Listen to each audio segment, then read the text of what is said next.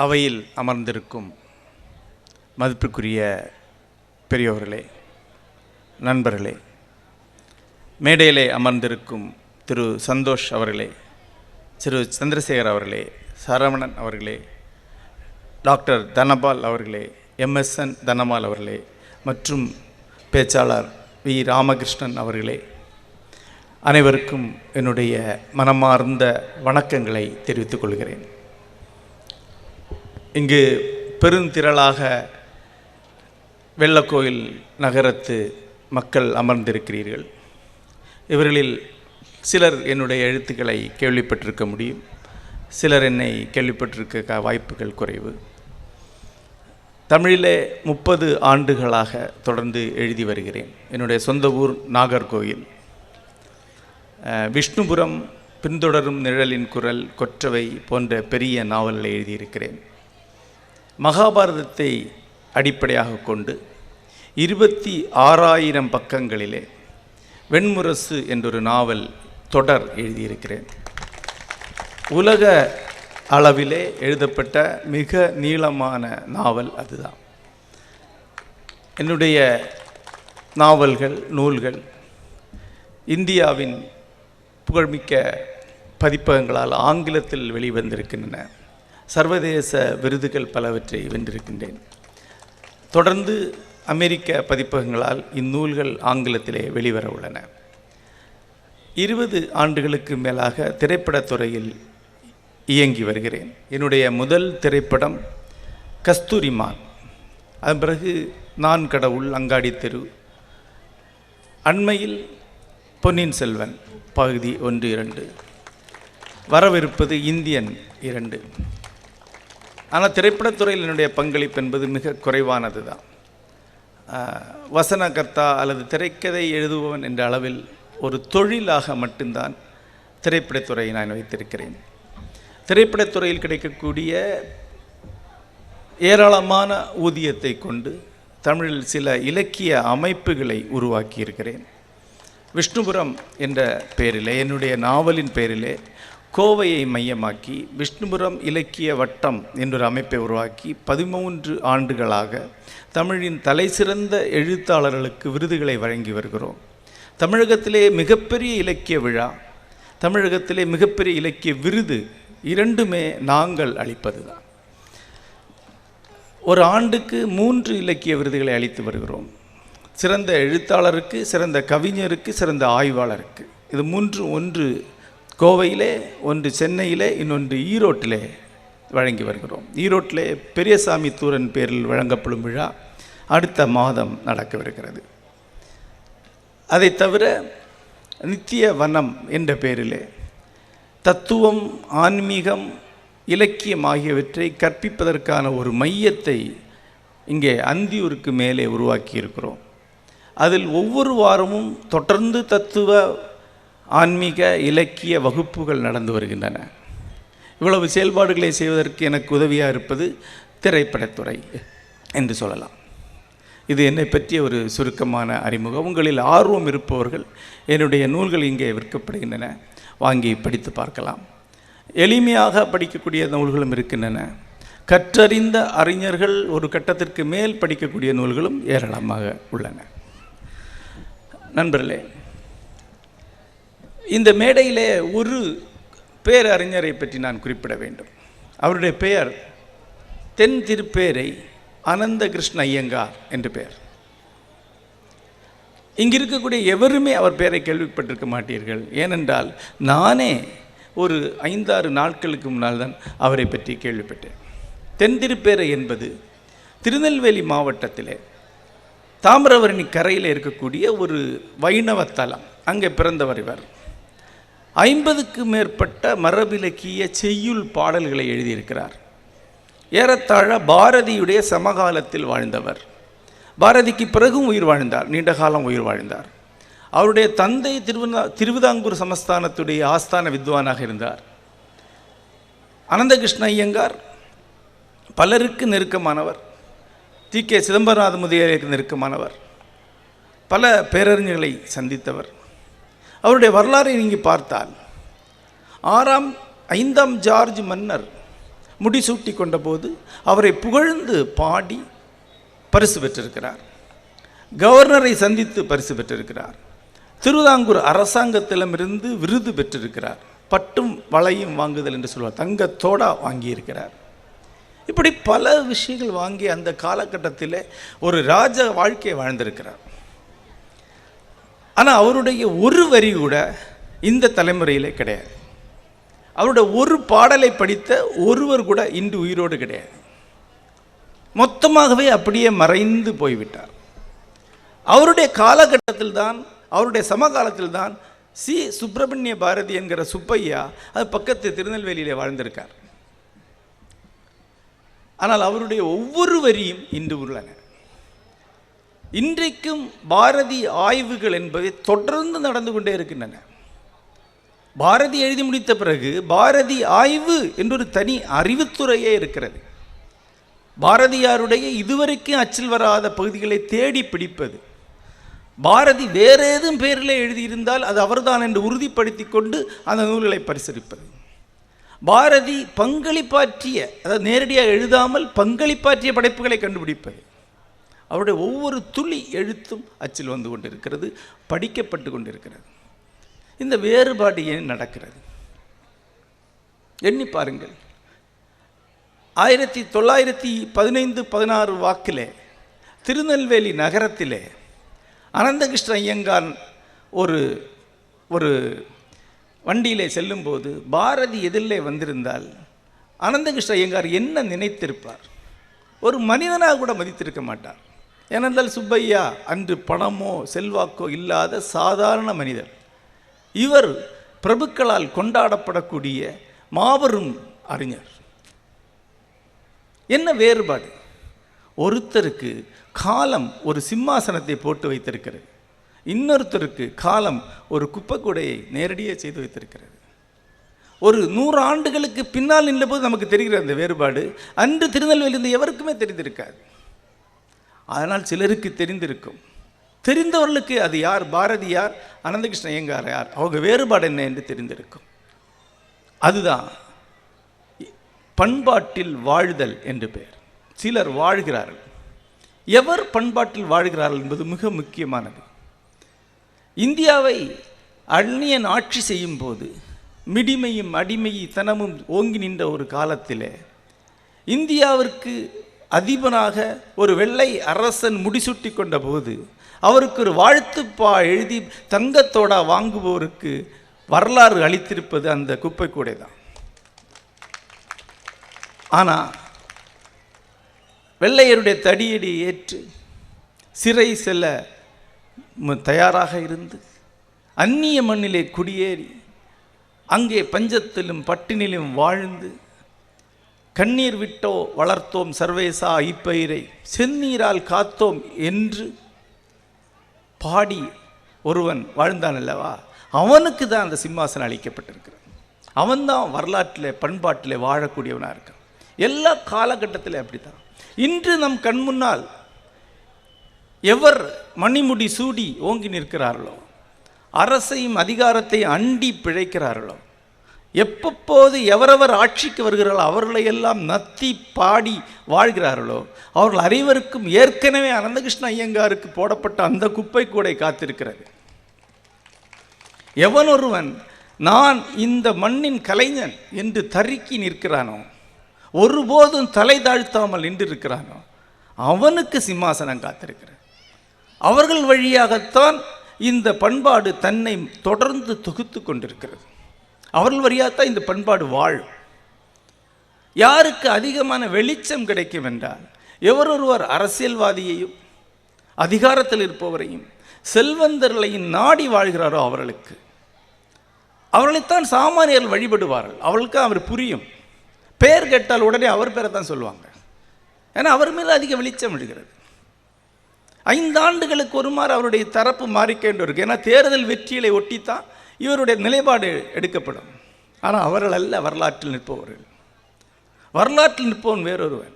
ஒரு பண்பாட்டுடைய ஆத்மா எதுவோ அதை பிரதிபலிக்கக்கூடியவன் வரலாற்றில் நிற்பான்.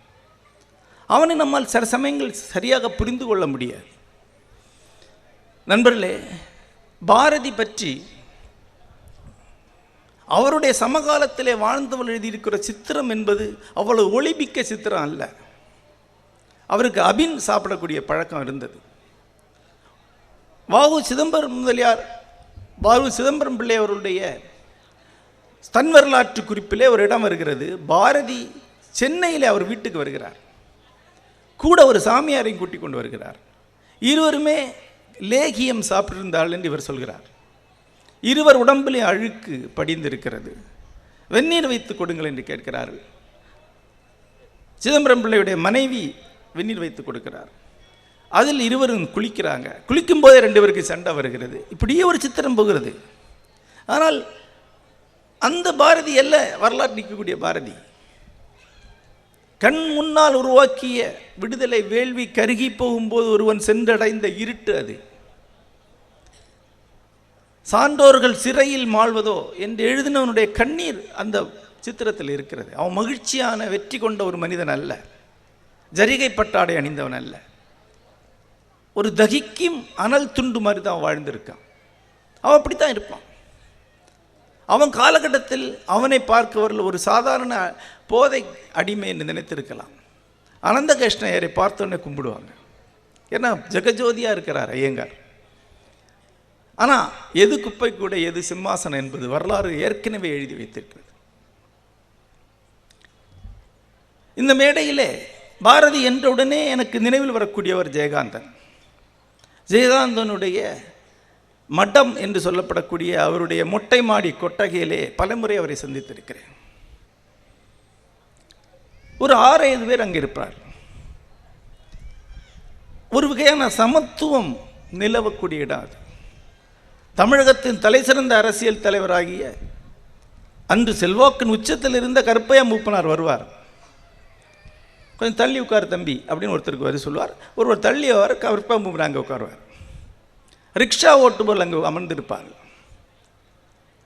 தெருவில் போகிற ஒருவர் கஞ்சாவுடைய மனம் கிடைத்து ஒரு பஃப் இழுத்துட்டு போகலான்னு உள்ளே வருவார். அவரும் அங்கே உட்காந்துருப்பார். மூப்பனாரும் ரிக்ஷாக்காரரும் ஒரே சமத்துவத்தை தான் அவருடைய அவையில் அமர முடியும். அவருக்கு எல்லாருமே சமந்தான். எந்த தருணத்திலையும் ஒருவர் மேல் ஒருவர் கீழல்ல. அவருக்கு உண்மையில் அந்த வேறுபாடு தெரியாது. பேசும்போது அந்த தருணத்தில் எதையோ ஒன்றை தொட்டெடுத்து அவர் பேசி சென்று போகிறார். நான் ஒரு உரையாடலை நினைவு கூறுகிறேன். சித்தர் பாடலுடைய அவர் சொன்னார். அதிலே பஸ்பம் என்ற ஒரு வார்த்தை வந்தது. நான் சொன்னேன் சித்தர் பாடலில் அதிகமாக இந்த பஸ்பம் வருகிறது என்று சொன்னேன். அங்கிருந்து அவர் தொடங்குகிறார். அவருடைய உரை அப்படி தான் இருக்கும். அது யாருக்கும் கற்பித்தல் அல்ல, ஒரு வகையில் அது வரலாறை நோக்கி சொல்வது தான். அங்கே இருக்கக்கூடிய யாருக்குமே நினைவில்லாமல் கூட போகலாம். ஒருவேளை அவர் திருப்பி அதை எழுதவோ பேசவோ முடியாமல் கூட போகலாம். ஆனால் அவர் பாட்டுக்கு அவரை சொல்கிறார். பஸ்பம் என்பது சித்த மருத்துவத்தில் உள்ள ஒரு கருத்து அல்ல, பஸ்பம் என்பது சைவ சித்தாந்தத்தில் உள்ள ஒரு கருத்து என்றார். ஒவ்வொன்றையும் சாம்பலாக்க முடியும் என்பது அதனுடைய ஐடியா. இப்புவியில் உள்ள எல்லாமே சாம்பலாக்கப்பட முடியும். இரும்பு, தங்கம், செம்பு, வெள்ளி, ஈயம் அனைத்தையுமே சாம்பலாக்க முடியும், நீரில் கரைக்க முடியும். அதை எப்படி என்று தொடர்ந்து சோதனை செய்கிறார்கள். அதனுடைய ஒரு விளைவாக சில சாம்பல்களை மருந்தாகவும் மாற்றிக்கொள்கிறார். ஒவ்வொன்றும் சாம்பலாகும் என்பது சைவ சித்தாந்தத்துடைய கொள்கை. அந்த சாம்பலைத்தான் விபூதி என்று சொல்கிறார். விபூதி என்ற வார்த்தைக்கு இன்பமின்மை, களிப்பு இன்மை என்ற அர்த்தம். அனுபூதி என்றால் களிப்பு, விபூதி என்றால் அதற்கு எதிர் வார்த்தை. ஆக இங்கு அவ்வளவும் ஒரு கணம் சாம்பலாகும். அம்பலத்து ஆடும் அவன் அனைத்தையும் அங்கை சூடிய தீயால் எரிக்கும் போது இங்கிருக்கு அனைத்தும் அனலாகத்தானே வேண்டும், சாம்பலாகத்தானே வேண்டும். அந்த சாம்பலை உருவாக்கி பார்க்கக்கூடிய ஒரு சித்தாந்தம் சைவத்தில் இருக்கிறது. அதனுடைய ஒரு சிறு வெளிப்பாடு தான் அவர்கள் செய்த இந்த பஸ்பம் என்னும் சோதனை என்று அவர் சொன்னார். இப்படி பேச்சு போயிட்டே இருக்கும். அந்த தருணத்தில் நான் நினைத்து கொண்டேன், இந்த பேச்சை இப்போது யாருமே குறித்தெடுக்கலை. மிக ஒரிஜினலான ஒரு ஐடியாவை சொல்லிட்டு இருக்கிறார். பார்த்தா எல்லாரும் சும்மா கேட்டுட்ருக்காங்க. இது யாருமே பதிவு பண்ணலைன்னா அப்படியே போயிடுமே என்று ஒரு பதைப்பு எனக்கு வந்தது. பிறகு நீண்ட காலத்துக்கு பிறகு நண்பர்கள்ட்ட அதை பற்றி சொன்னேன். அப்போ ஒருத்தர் சொன்னார், அதை நீங்கள் உட்காந்து கேட்டுட்ருக்கீங்கள, எதிரில் ஒருவன் போதும், ஒருவன் வழியாக அந்த தொடர்ச்சி வரும். இன்று இந்த மேடையில் அவர் சொன்ன வரியை நான் உங்கள்கிட்ட சொல்லிட்டு இருக்கேன். இதுதான் கலைஞர்கள், சிந்தனையாளர்கள் பண்பாட்டில் வாழக்கூடிய விதம். இன்று திரும்பி பாருங்கள், எத்தனை புலவர்களுடைய பேர்கள் நம்மளுடைய வரலாற்றில் இருக்குது, எத்தனை அறிஞருடைய பேர் வரலாற்றில் இருக்குது. ஆனால் எத்தனை அரசருடைய பேர் இருக்குது. அந்த புலவன் பாடினால் ஒரு அரசனுடைய பேர் இருக்கும். எத்தனை சான்றோர்களுடைய பேர் இருக்குது, அது கூட வரலாற்றில் இருக்காது. வரலாறு என்பது அறிஞர்களின் தொடர்ச்சியால் எழுதப்படுகிறது. அறிஞர்கள் என்பதன் தொடர்ச்சி அல்ல, அறிவினுடைய தொடர்ச்சி. இந்த மனித சமுதாயம் அனைவருமாக சேர்ந்து ஒன்றாக ஒன்றை திரட்டி கொண்டே இருக்கிறார். அதற்கு பெயர் அறிவு என்று பெயர். ஒரு நூலகத்திற்கு சென்று அங்கு இருக்கக்கூடிய மொத்த புத்தகத்தை பாருங்க. இங்கு உள்ளே சென்று இங்கு இருக்கக்கூடிய மொத்த புத்தகத்தை ஒரு கணம் பாருங்க. எவ்வளவு தலைப்புகளில் எவ்வளவு புத்தகம். உலகத்தின் தலை சிறந்த நூலகங்களுக்கு நான் சென்றிருக்கிறேன். பிரம்மாண்டமான நூலகங்களுக்கு சென்றிருக்கிறேன். லண்டன் மியூசியம் லைப்ரரி மாதிரி மிக தொன்மையான நூலகங்களுக்கு சென்றிருக்கிறேன். ஒட்டுமொத்தமாக பார்க்கும்போது இவ்வளவு பெரிய அறிவை மனிதன் திரட்டி வெளியே வைத்திருக்கிறான். பல ஆயிரம் ஆண்டுகளாக பல ஆயிரம் அறிஞர்களால் எழுதி பேசி உரை எழுதி மறுவிளக்கம் எழுதி தொடர்ந்து திரட்டி திரட்டி திரட்டி ஒரு துளியாக வைத்திருக்கிறான். ஒரு தேன்கோட்டில் இருக்கக்கூடிய தேன் போல எத்தனையோ தேன்களுடைய சேர்ப்பு. வரலாற்றை திருப்பி எடுத்து பார்த்தா, முதல்ல மனிதன் பேச கற்றுக்கொண்ட போது அந்த கருத்துக்களை தொகுக்க ஆரம்பிக்கிறான். அதன் பிறகு மொழி என்று ஒன்று உருவாகிறது. மொழியில் எல்லாத்தையும் சொல்லி சேர்க்க ஆரம்பிக்கிறான். அதன் பிறகு இலக்கியம் என்று ஒன்று உருவாகிறது. இலக்கியம் வழியாக தொகுக்க ஆரம்பிக்கிறான். அதன் பிறகு நூல் புத்தகம் என்று உருவாகிறது. அதில் தொகுக்க ஆரம்பிக்கிறான். அதன் பிறகு நூலகம் என்று ஒன்று உருவாகிறது. 17ஆம் நூற்றாண்டிலிருந்து தான் மொழிபெயர்ப்பு என்ற ஒரு விஷயம் உலகம் முழுக்க வந்து சேர்கிறது.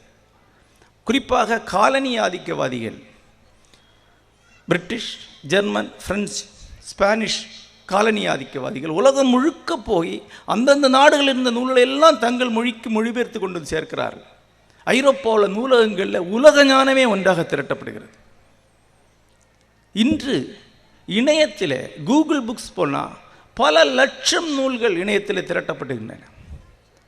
இன்றைக்கு அதற்கு அடுத்தபடியில் ஆர்டிஃபிஷியல் இன்டெலிஜென்ஸ் வந்து இவை அனைத்தையுமே நீங்கள் ஒட்டுமொத்தமாக தொகுத்து பார்க்கக்கூடிய வசதி உங்களுக்கு அளிக்கிறது.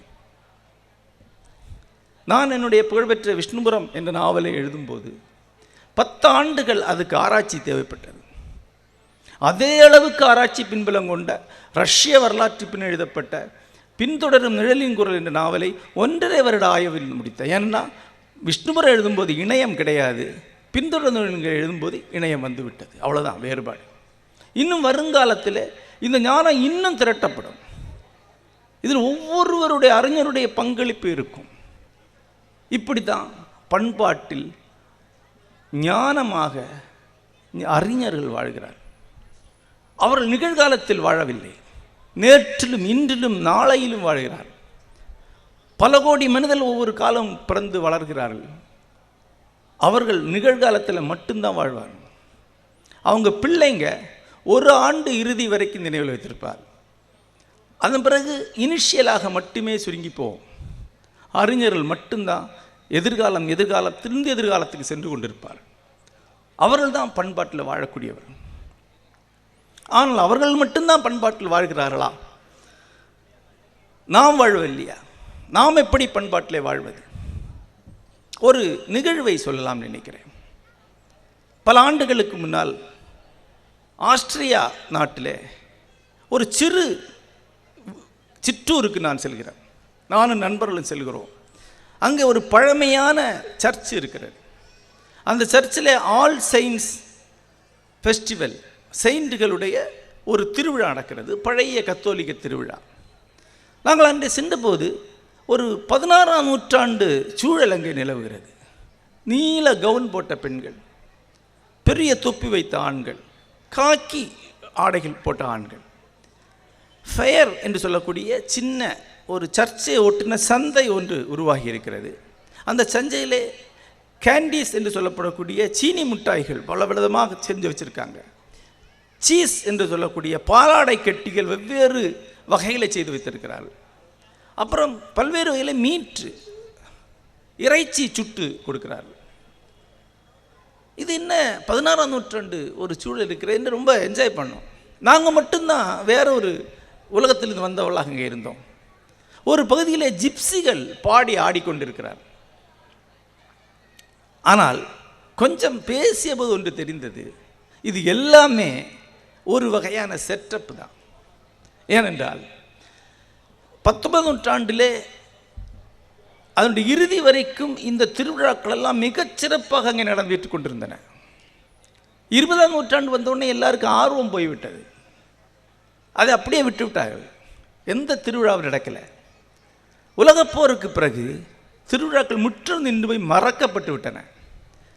அதன் பிறகுதான் அதனுடைய இழப்பை அவர்கள் உணர்கிறார்கள். அவர்களுக்கு கலாச்சாரமே இல்லை. உலகத்தில் பல நாடுகளில் திருவிழாக்கள் நடந்து கொண்டிருக்கின்றன.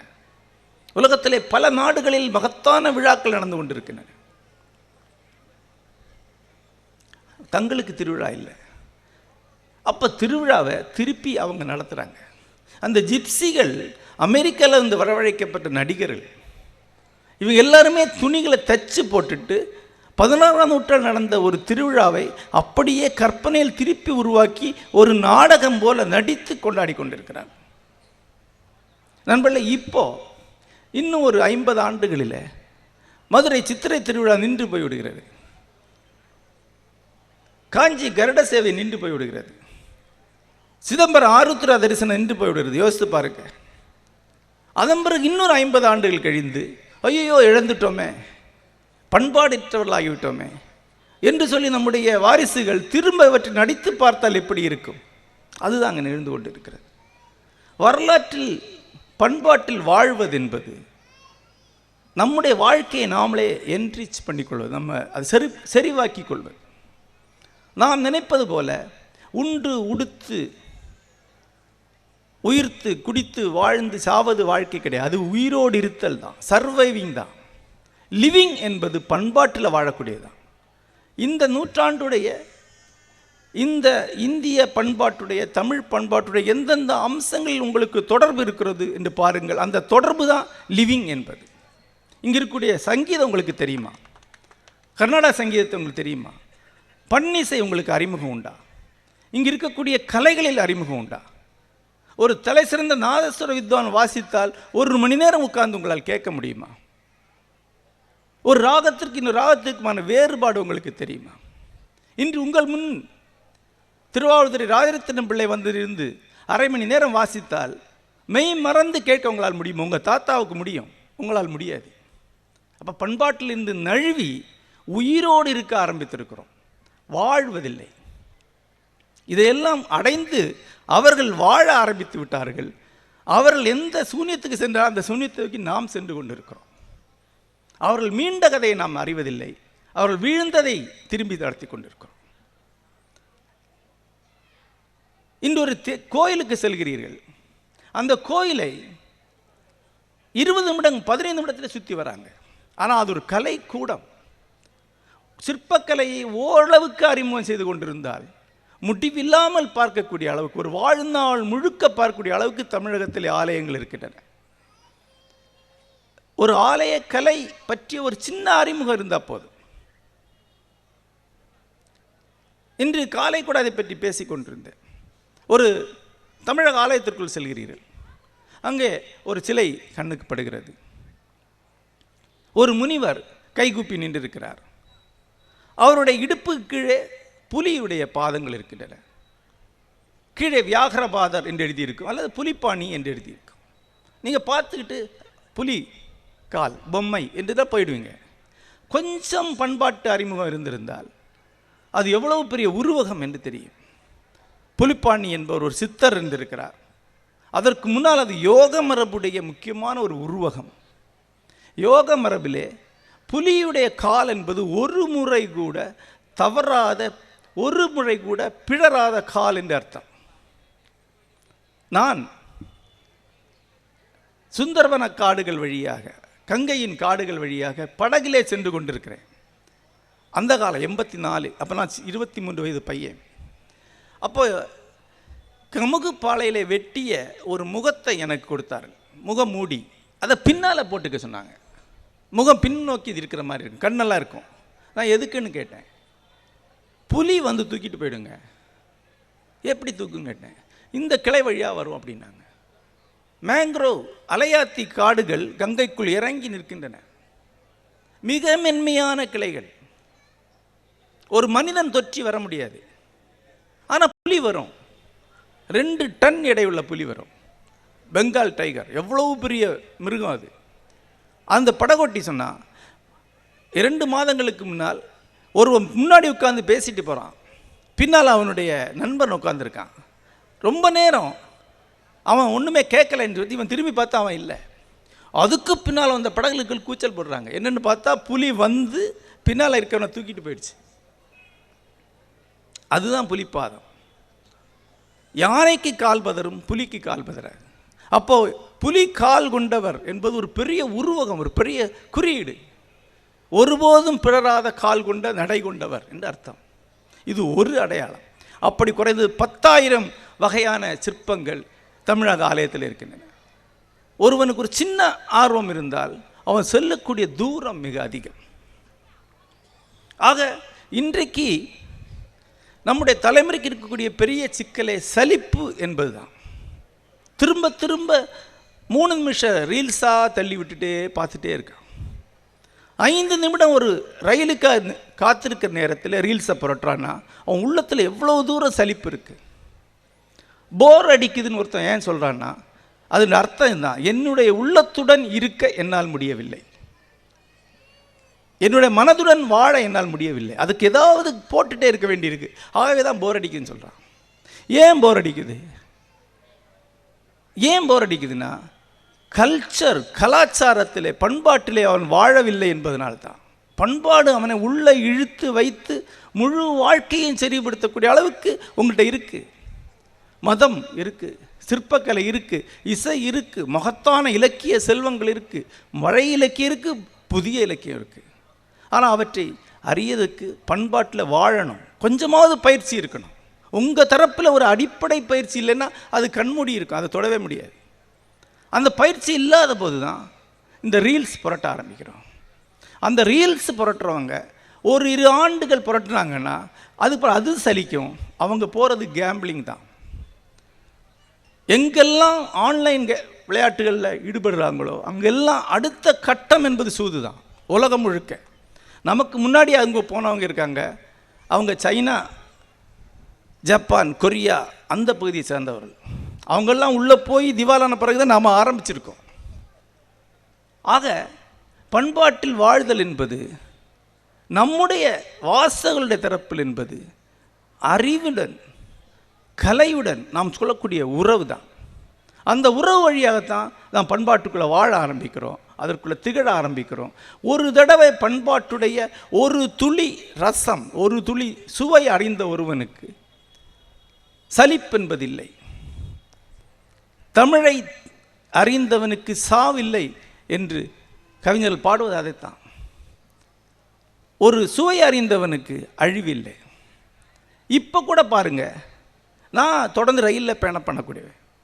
60 வயசுக்கு எனக்கே 62 வயது ஆகிறது. 60 வயதுக்கு மேன்ற ஒருவர் என் ரயிலில் கூட இருந்தார்னா ஐயையோ அப்படின்னு தாங்க முடியாது. திரும்ப திரும்ப 3 சப்ஜெக்ட் தான் பேசுவார், வேறு எதுவுமே அவரால் பேச முடியாது. 1, அவங்க பிள்ளை எங்கெங்கெல்லாம் வேலை பார்க்குறேன்னு சொல்லுவார். 2, அவருக்கு என்னென்ன நோய்கள் இருக்குன்னு சொல்லுவார். 3, என்னென்ன சாப்பிடலான்னு சொல்லுவார். இதுதான் 3 மணி நேரம் பேசுவார். வேறு ஏதாவது சப்ஜெக்ட் பேசக்கூடிய இன்னொரு வயசான ஆளை நீங்கள் பார்த்துருக்கீங்களான்னு சொல்லுங்கள். இவ்வளவு காலி டப்பாக்களாக ஒரு தலைமுறைக்குள்ள நம்ம ஆகியிருக்கோம்.